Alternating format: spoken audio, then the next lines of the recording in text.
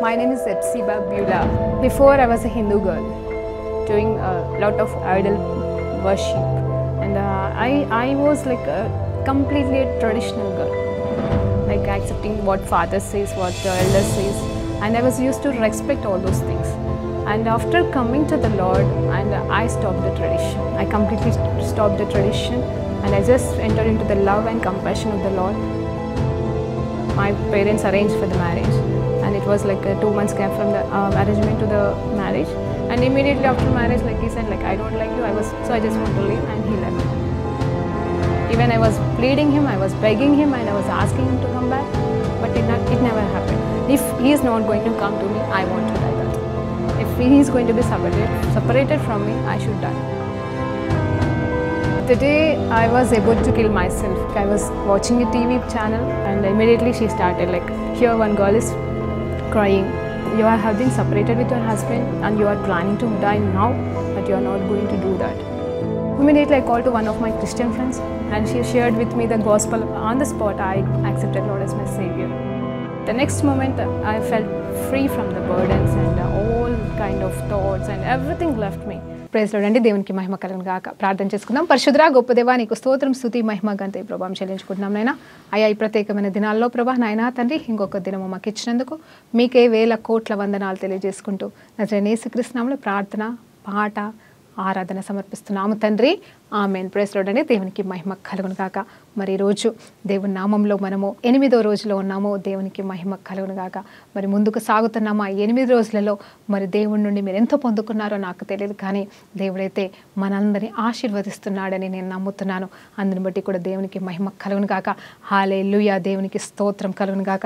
మరి మీరెవరైనా సరే ఒకవేళ ఈ వాక్యాలు, ఈ ప్రార్థన, ఈ ఆరాధన మళ్ళీ వినాలనుకుంటే మీరు యూట్యూబ్లో ఇటు గాస్పల్తో ఇవి యూట్యూబ్లో కానీ, అలాగే glorious grace and truth ministries house of prayer యూట్యూబ్లో కూడా మీరు ఓపెన్ చేసి చూస్తే ఇవన్నీ కూడా ఎప్పటికప్పుడు కూడా మీరు మళ్ళా వినొచ్చు, మళ్ళీ దేవుని ధ్యానించవచ్చు, అంటే దేవుని వాక్యాలు వినొచ్చండి. ఎందుకంటే నేను క్లుప్తంగా చిన్నగా మరి పాట పాడుతూ చిన్నగా మరి ఆరాధన చేస్తూ అంత మాత్రమే కాదు, ఆయన సన్నిధిని మీ మధ్యలోకి రావాలని కోరుకుంటూ తీసుకున్న మరి తీర్మానాన్ని దేవుడు గణపరచునుగా. కానీ మరి పాటతో ముందుకు సాగుదామండి. మరి ఈ పాట ఎంతమందికి తెలుసో నాకు తెలియదు, కానీ దేవుడు ఈ పాట ద్వారా మిమ్మల్ని మరొక్కసారి దర్శించునుగాక. దేవునికి మహిమ కలుగునుగాక. నేనంటే నీకెందుకు ఈ ప్రేమ, నన్ను మరచిపోవెందుకు,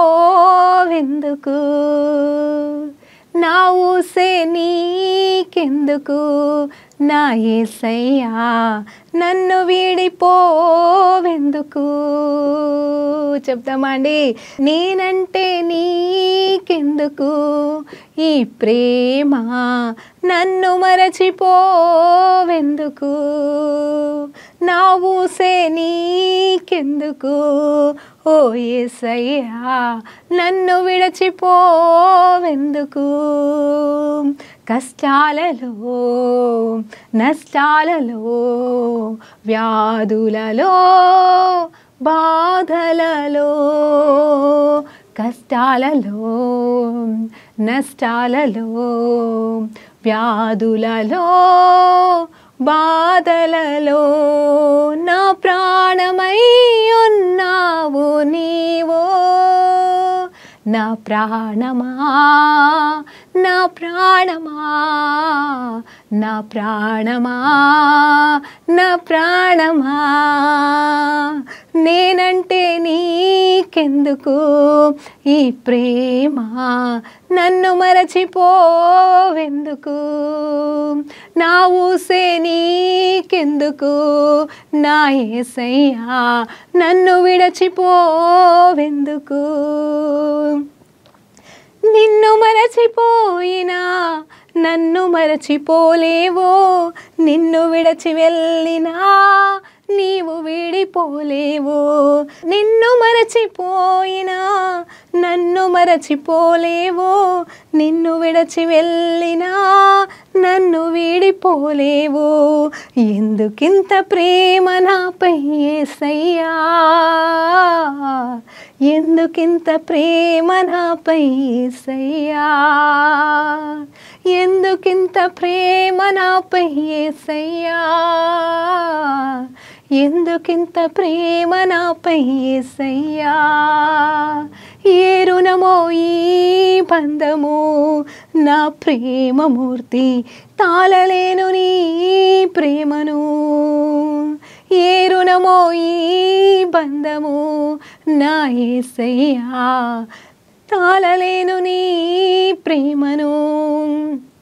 నేనంటే నీకెందుకు నా యేసయ్యా నన్ను విడచిపోవెందుకు. నా ఊసే నీకెందుకు నా యేసయ్యా నన్ను విడచిపోవెందుకు.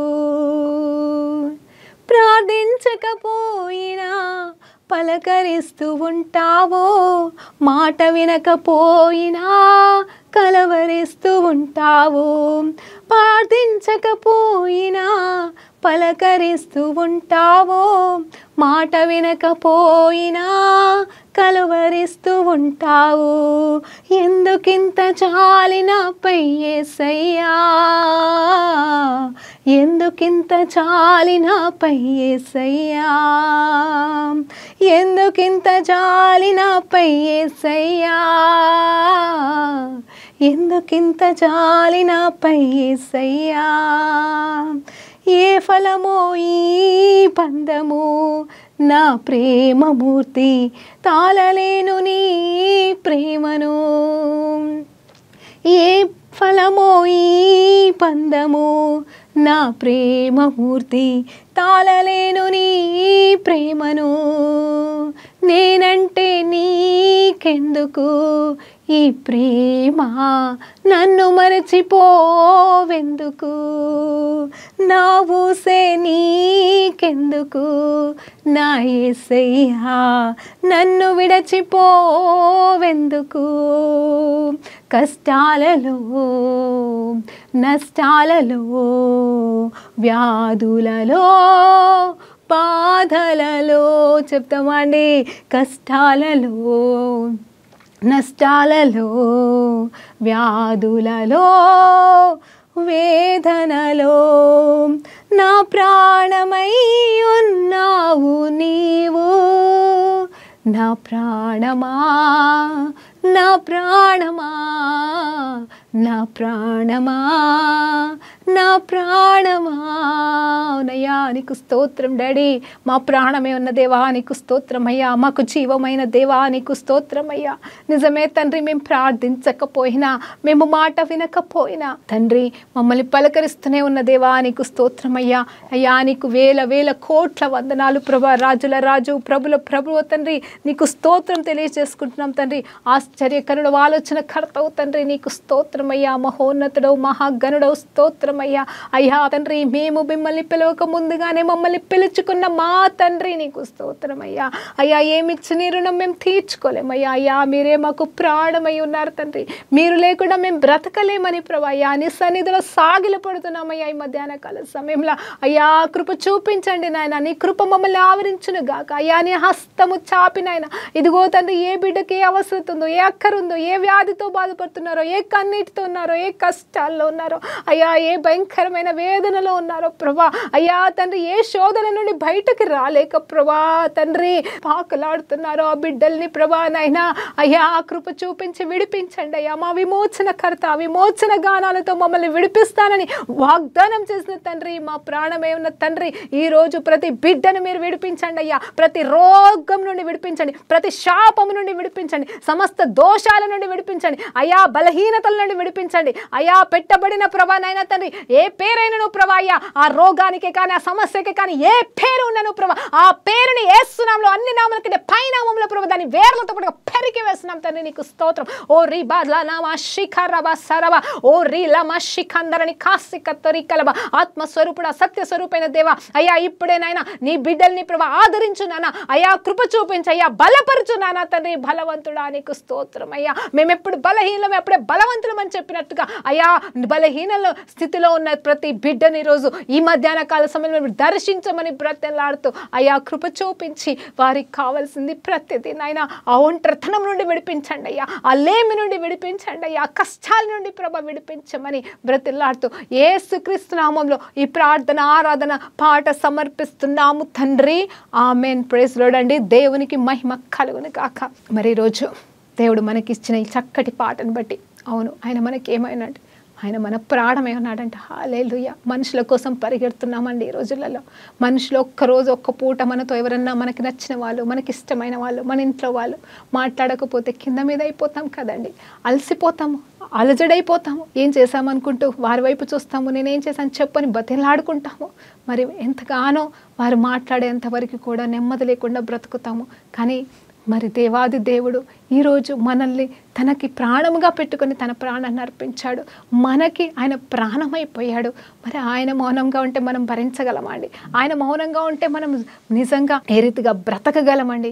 కానీ ఆయన ఏమంటున్నాడంటే ఇదిగో ఆయన మన ప్రాణమని మనం పాడడం కాదు, కానీ ఆయనే మన కోసం ప్రాణం పెట్టి నీవే నా ప్రాణము, నీవే నా సొత్తు, నీవే నా బిడ్డ అని హత్తుకుంటూ మనల్ని ముద్దాడుతున్న దేవుని కాకిట్లో తప్ప ఇంకెక్కడికి వెళ్తామండి? మరి అడుగుదాం, ఆయనని క్షమాపణ అడుగుదామండి. మొదటిగా ఈరోజు ఏంటంటే ప్రభా నిజమే నీకు ఆయాసకరమైన ఏమైనా ఉంటే తీసివేయి ప్రభా. అయ్యా మేము ప్రార్థించకపోయినా మాతో మాట్లాడుతున్నావు కదయ్యా, అయ్యా మేము నిన్ను పలకరించకపోయినా నువ్వు మమ్మల్ని పలకరిస్తున్నావు కదా అని ఆయన ఎదుట ఒప్పుకుందామా? ఈరోజు ఆయన ఎంత గొప్ప దేవుడు అండి. ఈరోజు మనల్ని దర్శించి ఉన్నాడు, మనతో మాట్లాడుతున్నాడు. ఆయనని కాదని మనం ఎక్కడికి పోతామండి? కానీ చూడండి ఇజ్రాయెలైట్స్ విషయంలో లాగా మనం ఇంకా ఉన్నామేమో పరిశీలన చేసుకుందాం. మనం సరి చేసుకునే కాలంలో మనం ఉన్నాం, మనల్ని మనము సరిదిద్దుకునే కాలంలో మనం ఉన్నాం. అవును వాక్యం చెప్తుంది ఇది దిద్దుబాటు కాలం అంట. ఆ దిద్దుబాటుకి మనము లోపడే వారంగా ఉన్నాం. అవును దిద్దుబాటు నీకు అసహ్యం కదా అని మరి దేవుడు మనల్ని దూరం పెట్టకుండా మనం ఆ దేవుడి చేత దిద్దుపడుతున్నప్పుడు, సరి చేసుకోమని దేవుడు సలహా ఇచ్చినప్పుడు, మాట్లాడుతున్నప్పుడు మనం సరి చేసుకునే వారిగా ఉంటే ఆయనకి ఇష్టలుగా, ఆయనకి ప్రాణప్రియులుగా మనము జీవించగలమండి. అంతకన్నా గొప్ప సంతోషం ఈ లోకంలో ఉండదు తెలుసా అండి. అదే మనం కోరుకుందుము గాక. మరి ఈ సమయంలో దేవుడు మనకిస్తున్న వాక్యాంశము కీర్తనలు 78వ అధ్యాయంలో మరి కొన్ని వచనాలు అక్కడ ఇక్కడ తీసి నేను ధ్యానించబోతున్నాను అనండి. ముఖ్య అంశం అయితే కీర్తనలు 78లోకి వెళ్ళి మనం మాట్లాడుకుంటూ పోతున్నాము. మరి ఏం చెప్పాలనుకుంటున్నానంటే మనము మాట వినకపోయినా, మనము ప్రార్థించకపోయినా ఆయన మనల్ని పలకరిస్తున్నాడనే అంశాన్ని మనం ధ్యానిస్తున్నామండి ఈరోజు.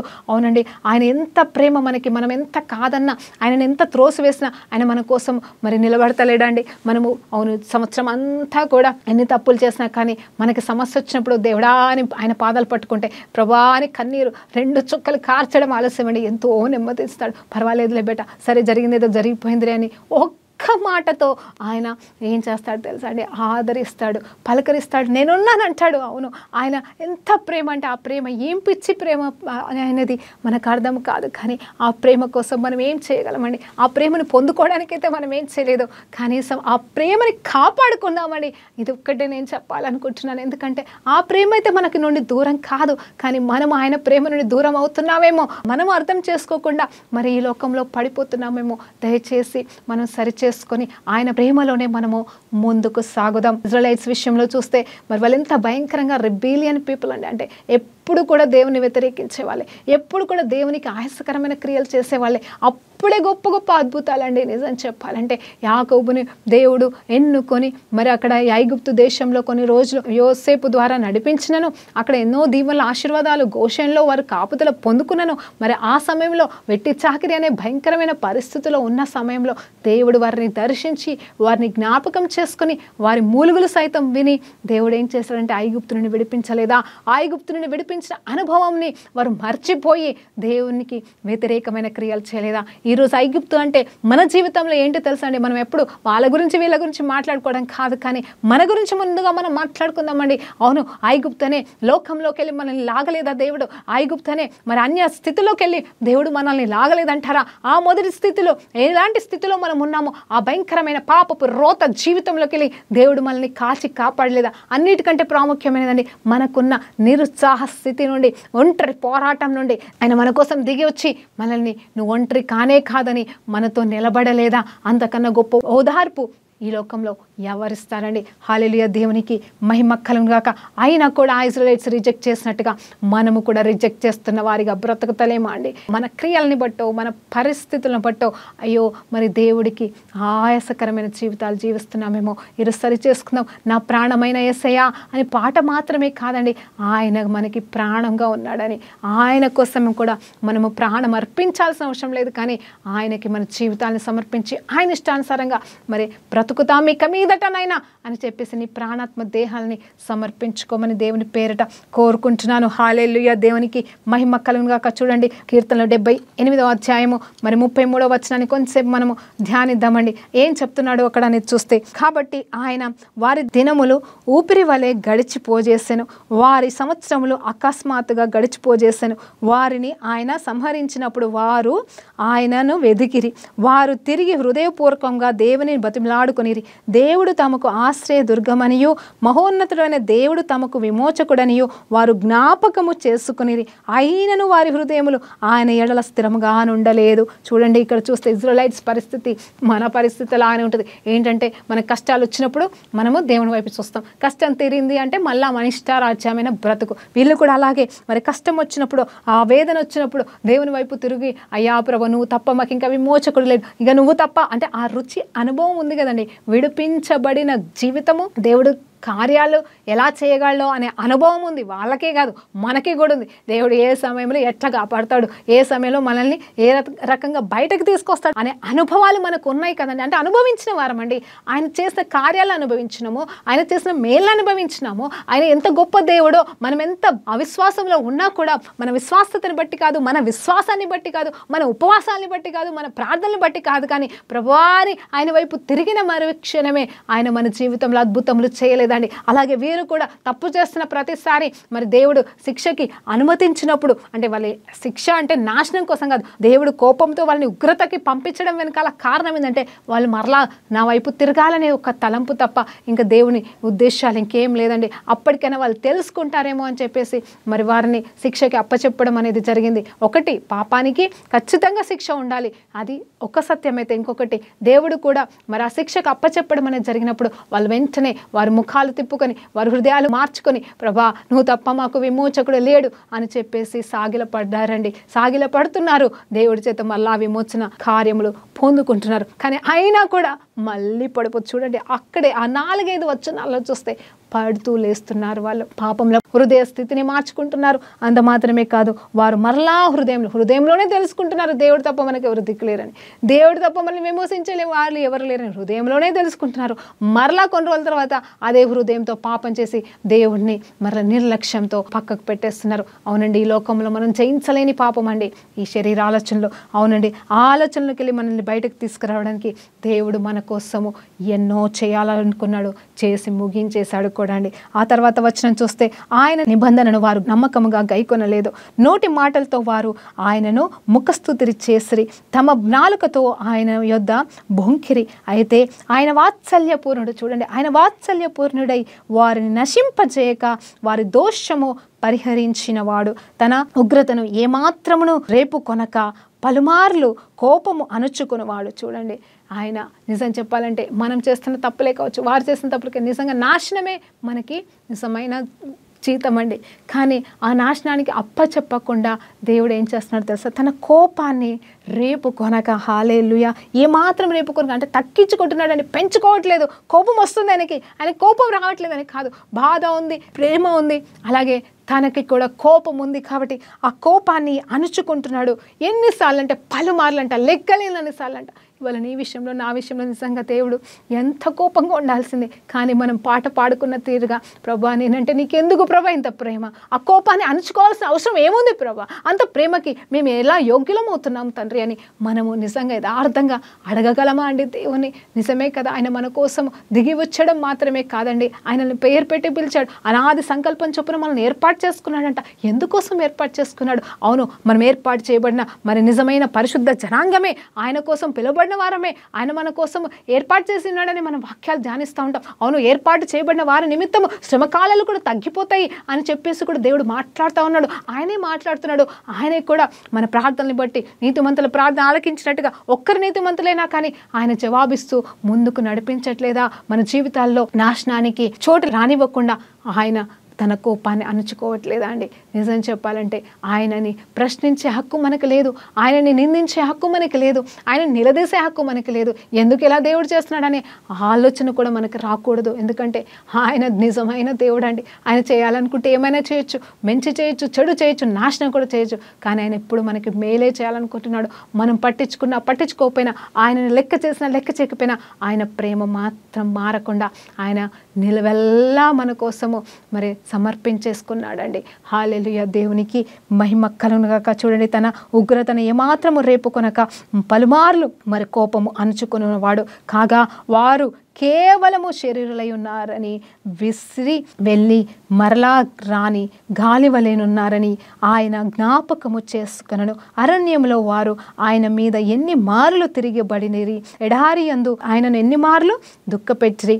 మాటి మాటికి వారు దేవుని శోధించిరి, మాటి మాటికి ఇశ్రాయేలు పరిశుద్ధ దేవునికి సంతాపము కలగజేసి ఆయన బాహుబలమైనను మరి విరోధుల చేతిలో నుండి ఆయన తమ్మును విమోచించిన దినమైనను వారు స్మరణకు తెచ్చుకొనలేదంట. చూడండి, ఆ ఐగుప్తు నుండి బయటకు తీసుకొచ్చిన దినాలు వారికి గుర్తులేదు. దేవుడు మరి బండ నుండి నీళ్ళు ఇచ్చి సముద్రం అంత సమృద్ధిని ఇచ్చినట్టుగా మనకి ఇక్కడ 16వ వచనంలో చూస్తామండి. అంత గొప్ప దీవెన ఆశీర్వాదాలు వారికి ఎన్నో చేసినా కూడా అవన్నీ జ్ఞాపకం చేసుకోలేదు. చూడండి, ఎంత కోపానికి వారు గురి చేస్తున్నారంట దేవుని. మరి అంత మాత్రమే కాదు, దేవుడు బాధపడేలాగా సంతాపము కలిగేలాగా వారు ప్రవర్తిస్తున్నారంట. దేవుడు దుఃఖపడేలాగా వారి జీవిత విధానం ఉందంట. చూడండి, ఈరోజు మనల్ని బట్టి దేవుడు ఎంత సంతాపపడుతున్నాడో, నిన్ను బట్టి దేవుడు ఎంత దుఃఖిస్తున్నాడో ఒక్కసారి నువ్వు ఆలోచన చేసుకుంటున్నావా? నేను ఆలోచన చేసుకుంటున్నాను నిజంగా. అవును, ఏ పాటి వారము మనం అసలు ఏ యోగ్యత లేకపోయినా మన కోసం ఇంత చేసిన దేవుడికి మనం ఏం చేస్తున్నాం, ఏం బహుమానం ఇస్తున్నాం, ఏం కృతజ్ఞతను చెల్లిస్తున్నామండి? మనము నిజంగా ఆయనని దుఃఖపరచడమే బహుమానంగా ఇస్తున్నాం. ఆయనని వేదనకి గురయ్యేలాగా చేసి మనము ఆ కానుకనిస్తున్నామండి, అదే బహుమానంగా రిటర్న్ ఇస్తున్నామండి. కానీ మనం తీసుకొచ్చే కానుకల్ని బట్టి ఆయన సంతోషించట్లేడు, కానీ మనము బాధ పెడుతుండగా ఆయన బాధపడుతున్నాడండి. ఒక్కసారి మీరు ఆలోచన చేసుకోండి, ఏమి ఇస్తున్నావు దేవునికి రిటర్న్ గిఫ్ట్గా? ఆయన మనకి చేసిన దానికి దుఃఖమా? ఆయనకి దుఃఖం ఇస్తున్నావా? ఆయనకి సంతాపాన్ని ఇస్తున్నావా? ఆయనకి వేదనని ఇస్తున్నావా? ఈరోజు మరి నీ పరిస్థితిని, స్థితిని మార్చుకో, నీ హృదయంలో తెలుసుకో. ఆయన తప్ప మనకెవరు దిక్కులేరు, ఆయన తప్ప మనకి విమోచకులు ఎవరు లేరు. కాబట్టి అన్ని వేళలో అన్ని విషయంలో ఆయన్ని సంతోషపెట్టేవారుగా మనం ఉందామని, కష్టం ఉన్నప్పుడైనాను కష్టం లేనప్పుడైనాను ఆయనకి కృతజ్ఞతలు చెల్లించుకుంటూ, ఆయనలో ఆనందించుకుంటూ, ఆయన పాదాల దగ్గరే చేరి వారిగా ఉంటే దేవుడు మనల్ని ఘనపరచడా? ఆయన మహిమను మనకి ఇవ్వడానికి ఇష్టపడట్లేదా అని ఈరోజు మీకు జ్ఞాపకం చేస్తున్నానండి. దేవునికి మహిమ కలుగాక. తర్వాత వచనాలు కూడా చూస్తే వారు స్మరణకు తెచ్చుకొనట్లేదంట. ఐగుప్తులో తన సూచక క్రియలను మరి సోయాను క్షేత్రమందు తన అద్భుతములను ఆయన చూపిన దినమును వారు జ్ఞాపకం చేసుకోవట్లేదంట. చూడండి, అయినా కూడా మరి దేవాది దేవుడు వారిని విడిచిపెట్టలేదు, వారిని విడిచిపెట్టనే లేదు. 40 సంవత్సరాలు ఒక్కరోజు కూడా విడిచిపెట్టలేదు. వారికి అనారోగ్యం అనుమతించలేదు. వారి కాళ్ళల్లో మరి సత్తువని ఇచ్చి ఉన్నాడు. వారు ఎంత ప్రయాణం చేసినా, వారు ఎన్నిసార్లు తిరిగిన చోటు తిరుగుతున్నా కూడా అఫ్కోర్స్ దేవుడు తెప్పిస్తున్నాడు. ఎందుకు తెలుసా అండి? వాళ్ళలో మార్పు రావడం కోసం. పరిశుద్ధులు మాత్రమే మరి కానా స్థలంలోకి వెళ్ళాలంటే యోగ్యత కావాలి. అది ఎలాంటి యోగ్యత అంటే దేవుని బిడ్డలని పిలువబడుతూ సాక్ష్యాన్ని మరి కాపాడుకోవాలని. కాబట్టి ఆ సాక్ష్యము లేని జీవితం వారికి కలిగి ఉన్నది. కాబట్టి అందుకోసమే వారిని మార్పులోనికి తీసుకురావడానికి ఆ ప్రయాణాలు అనేది, ఆ చుట్టూ తిప్పడం అనేది దేవుడు అనుమతించాడండి. ఈరోజు నేను నా జీవితంలో కూడా నువ్వు ఎక్కడెక్కడ చుట్టూ తిరుగుతా ఉన్నావు, ఎక్కడెక్కడ జరిగిందే ఆ పడిపోయిన దగ్గరే పడిపోతున్నావు, ఎక్కడెక్కడ నువ్వు పొందుకోవాల్సిన ఆశీర్వాదాలు ఆగిపోయిన స్థితిలో నువ్వు బ్రతుకుతున్నావు. ఈరోజు సరి చేసుకుంటావా? సరి చేసుకుందామా? మనము ఈ శ్రమ దినాలలో మనం ఎన్ని విషయాలు సరి చేసుకోవాల్సిన వారు ఉండగా ఉన్నామో మన జీవిత కాలం అంతా ఆలోచిస్తే సరిపోదండి. కానీ మనము ఒక్క క్షణ పాటుగా హృదయ శుద్ధితో, హృదయపూర్వకంగా ఆయన వైపు తిరుగుతాయి. చూడండి, ఆయన ఏమంటున్నాడు చూడండి, వాళ్ళు దేవుణ్ణి ఎంత విసిగించినా, ఎంత దుఃఖ పెట్టినా ముఖం తిప్పుకొని మాత్రం దేవుడు వెళ్ళట్లేదండి. చూసారా పాట ఎవరు రాశారో? కానీ ఎంత చక్కటి పాట తెలుసా? నేను పట్టించుకోకపోయినా, నేను మాట వినకపోయినా, నేను ప్రార్థించకపోయినా, ఎందుకయ్యా నా పట్ల ఇంత ప్రేమ, ఎందుకయ్యా నా పట్ల ఇంత ప్రేమ నీకని చెప్పేసి అక్కడ ఆ భక్తుడు రాస్తున్నాడండి, పాడుతున్నాడు. నిజమే కదా, మనం కూడా ఆ రీతిగా ఉన్నామా అండి? ఆ కృతజ్ఞత భావం అన్నా ఉందా? అట్లీస్ట్ ప్రభా, నేను ఇంత తప్పు చేస్తున్నానే, నేను ఇన్ని పొరపాట్లు చేస్తున్నానే, అయినా కూడా ఎలా దీవించగలుగుతున్నావు ప్రభా, ఎలా నన్ను దర్శించగలుగుతున్నావు ప్రభా, ఎలా నన్ను కాపాడగలుగుతున్నావు ప్రభా అని ఒక్కసారి ఆయనకి కృతజ్ఞత చెల్లిద్దామండి. నిజంగా ఆయన వైపు చూసి చేతులెత్తి, ప్రభా నువ్వు చేస్తున్న మేలుకే వందనం. ఉన్న పాటను ఇప్పుడే అండి మోకరించగలిగితే మోకరించండి. ఇది ప్రార్థన సమయమేనండి. మనం చేస్తుంది ఆయనతో గడపడమే మరి నిజమైన ప్రార్థన సమయం. ఆయన స్వరం వినడమే నిజమైన ప్రార్థన సమయం. ఉన్న పాటను నీ దగ్గరికి వస్తున్నాను అని చెప్పేసి ఆయన ఉన్న పాటను మనల్ని దేవుడి దగ్గరికి రమ్మనట్లేదా అండి? హల్లెలూయా, దేవునికి మహిమ కలుగును గాక. ఉన్న పాటనేలే యోగ్యతనిచ్చాడు. ఆయన కరుణాసింహాసనం దగ్గరికి యోగ్యత లేని వారమైన మనకి యోగ్యతనిచ్చి ఆయన రక్తం చేత మనల్ని కొనుక్కొని ఆయన రక్తాన్ని చిందించి ఏం చేస్తున్నాడంటే యోగ్యతనిచ్చాడు, అర్హతనిచ్చాడు. ఇదిగో వీరికి తెలుసు మనం దేవుని బిడ్డలమే, మనం దేవుని జనాంగమే, ఇది ఎవరు మార్చలేరని వాళ్ళకి తెలుసు అండి. అందుకోసమే పడ్డా కూడా సరిగ్గా తప్పదు, మనం దేవుడు మనకున్నాడని చెప్పేసి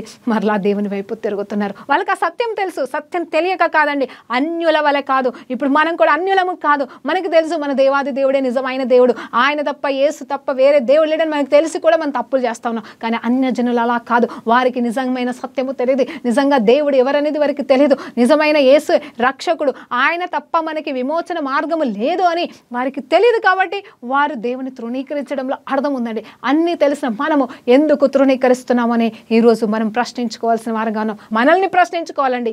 అంత మాత్రమే కానీ అన్యులు దేవుణ్ణి అసహించుకుంటున్నారా, దేవుని వైపు చూడట్లేదా అనే ప్రశ్నలకి మనకి ఇప్పుడు సమయం లేదు. కానీ కేవలం ఒకటే, నువ్వు దేవుని ఎంత తృణీకరిస్తున్నావో అది జ్ఞాపకం చేసుకొని దేవుని నుండి దూరమైన స్థితిలోకి వెళ్ళి బయటకు వచ్చేసే. ఏంటంటే దేవుని హత్తుకో.